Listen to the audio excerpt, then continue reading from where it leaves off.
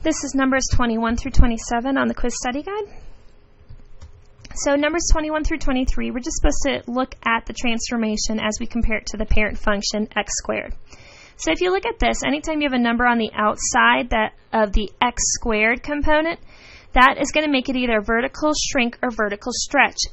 Anything that's bigger than the number 1, like this one here, 3, is going to be a vertical stretch. So this is a vertical stretch by a scale factor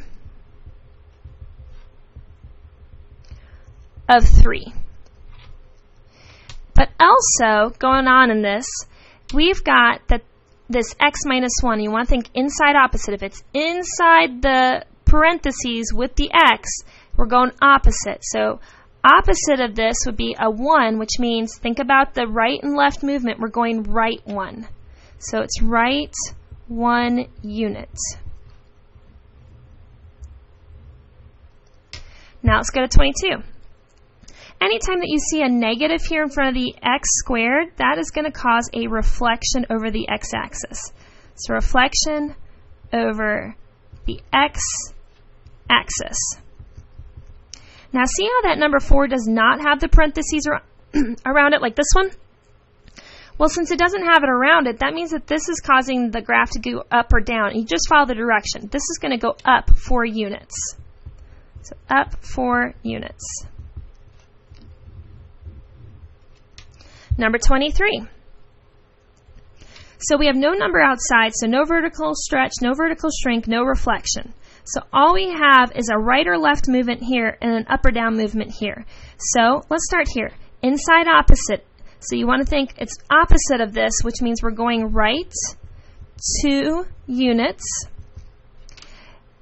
And then this right here, the number on the outside, you just follow the direction. That's an up or down movement, so it's going to go down 5 units. On numbers 24 through 27, now we're going to write the equation in vertex form.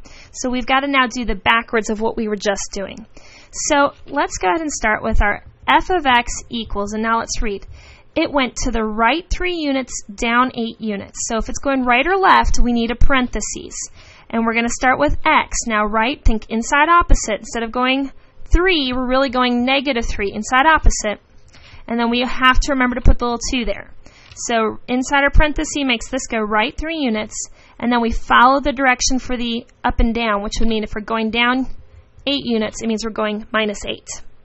So this will be the answer for number 24. Number 25, we've got f of x equals, now it says we're reflecting over the x-axis, which means we need a negative.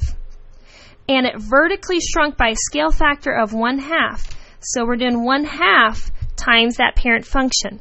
And so since there's nothing left here, the only thing we're missing is x squared then. So there's that parent function, x squared,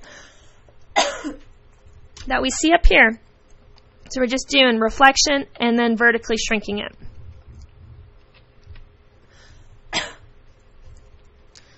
All right, so then number 26.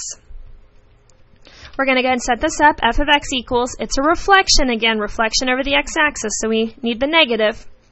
And then this is a movement that is right or left, which means we need the parentheses.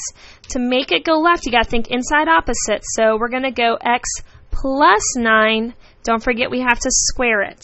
And nothing's left, so this would be our final answer. And then number 27. So we're going to set this up again. F of x equals, it's vertically stretched by 5, which means we need a number in front of that x squared. And then notice that we're going up 10 units. So we are not going to the right or the left. We don't need a parentheses. We can just go ahead and write that parent function, x squared. So vertically stretched by 5. There's our parent function. And then to make it go up 10 units, we just follow that direction when it's an up or down movement. So plus 10.